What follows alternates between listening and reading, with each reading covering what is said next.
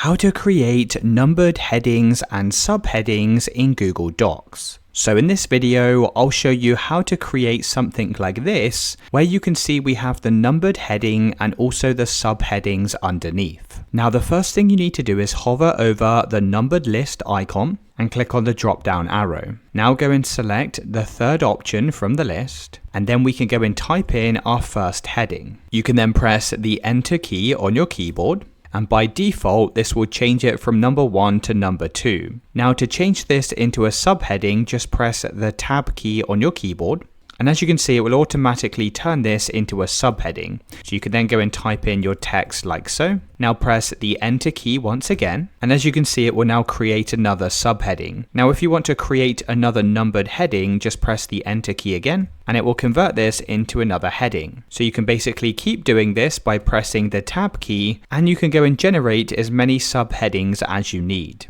Now you can also create subheadings within subheadings. So if I come back over to this top one and I press the enter key, once this second one's been created, if you press the tab key on your keyboard, you can see it will create another subheading beneath this one. You can also press the shift and the tab key on your keyboard at the same time, and this will take the heading back to its previous version. So for example, let's do it with this one here. Let's press the shift and the tab key at the same time, and as you can see it will convert this back into a normal heading. So that's how to create numbered headings and subheadings in Google Docs.